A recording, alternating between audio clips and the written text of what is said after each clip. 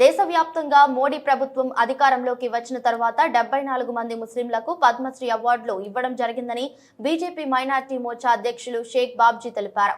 శనివారం విశాఖ బీజేపీ కార్యాలయంలో ఏర్పాటు చేసిన విలేకరుల సమావేశంలో ఆయన మాట్లాడుతూ ఆంధ్ర రాష్ట్రానికి చెందిన మాజీ ఉపరాష్ట్రపతి వెంకయ్య నాయుడుతో పాటు మెగాస్టార్ చిరంజీవులకు సైతం పద్మ విభూషణ్ అవార్డులు అందించడం జాతికి మనం ఇచ్చే గౌరవం అన్నట్లు పేర్కొన్నారు. మోడీ ప్రభుత్వం గత 10 సంవత్సరాలుగా అన్ని రంగాల్లో విప్లవంతమైన మార్పులు తీసుకురావడమే కాకుండా ముస్లిం సమస్యల పరిష్కారంతో పాటు వారి అభివృద్ధి కూడా ఎంతో విశేష కృషి చేసిందని తెలిపారు. నామినేటెడ్ పదవులతో పాటు ఇతర అంశాల్లో కూడా తగిన ప్రాధాన్యత కల్పించిందని ఆయన పేర్కొన్నారు.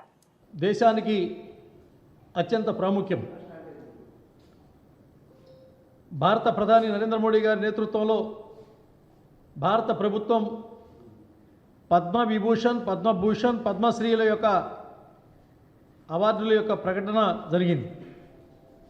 గర్వకారణం ఆంధ్రప్రదేశ్ చెందినటువంటి పెద్దలు మాజీ ఉపరాష్ట్రపతి శ్రీ ముప్పవరపు వెంకయ్యనాయుడు గారికి పద్మవిభూషణ్ ఇవ్వటం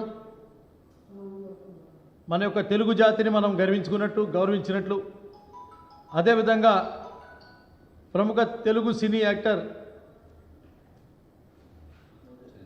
పద్మభూషణ్ చిరంజీవి గారికి పద్మవిభూషణ్ ఇవ్వటం కూడా మనం గర్వించుకున్నట్టు.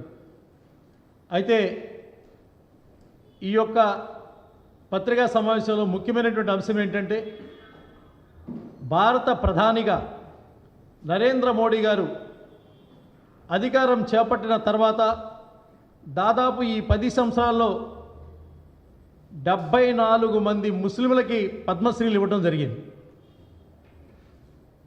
దేశంలో గతంలో పద్మశ్రీ, పద్మభూషణ్, పద్మవిభూషణ్ అంటే ఆ ఎంపిక విధానం తీరుతెన్నులన్నింటినీ కూడా మార్చి ఇది ఉన్నతమైనటువంటి వాళ్ళకి, లేకపోతే రాజకీయంగా పదవులు ఉన్నటువంటి వాళ్ళకి, లేకపోతే రాజకీయ చరిత్ర నేపథ్యం ఉన్నటువంటి సంబంధం ఉన్న వాళ్ళకి కాకుండా అనేక రంగాలలో నిష్ఠానుతులైనటువంటి వ్యక్తులు, అది భూమిని దున్ని సాగు చేసేటువంటి కూలి కానీ, వ్యవసాయం చేసేటువంటి రైతు కానీ, సామాజిక లక్ష్యంతో కానీ, సైన్స్ అండ్ టెక్నాలజీ కానీ, విద్యాపరమైనటువంటి కానీ, లేకపోతే సంస్కృతిపరమైనటువంటి అంశాల్లో కానీ అనేక మంది అయినటువంటి వ్యక్తుల్ని పద్మశ్రీలుగా, పద్మభూషణలుగా గుర్తించినటువంటి గొప్ప ప్రభుత్వం, గొప్ప దార్శనిక కలిగినటువంటి ప్రధానమంత్రి నరేంద్ర మోడీ గారు అని చెప్పి గర్వంగా తెలియజేస్తూ ఉన్నాం.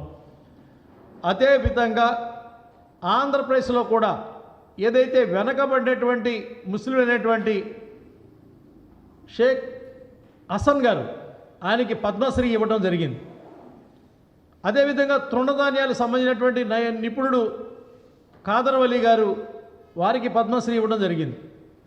నిన్న 2024 పద్మశ్రీలో ఖలీల్ అహ్మద్ అని చెప్పినటువంటి నేత పని చేసేటువంటి, కార్పెట్లు వీవర్ చేసేటువంటి వ్యక్తికి పద్మశ్రీ ఇచ్చి దేశంలో ముస్లింలైనా కానీ, ఎక్కడ అనగబడినటువంటి వారైనా సరే వృత్తులలో రాణించినటువంటి గొప్పవాళ్ళైనటువంటి వాళ్ళని గౌరవించుకున్నటువంటి విధానం ఎందుకు జరిగింది అని అంటే, ఈ దేశంలో మైనారిటీలు, మెజారిటీలు అనేటువంటి వ్యత్యాసం లేకుండా సబ్కా సాత్, సబ్కా వికాస్, సబ్కా విశ్వాస్ అనేటువంటి మాట ఏదైతే ఉందో దాన్ని రుజువు చేసినటువంటి ప్రధానమంత్రి నరేంద్ర మోడీ గారు.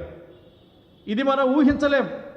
ఎక్కడో మారుమూల ప్రాంతాల్లో అనాథ శవాలకు దహన సంస్కారాలు చేసేటువంటి ఒక ముస్లిం ఉంటే ఆ ముస్లింని తీసుకొచ్చి పద్మశ్రీ ఇస్తారనేటువంటి ఆలోచన చేయలేం.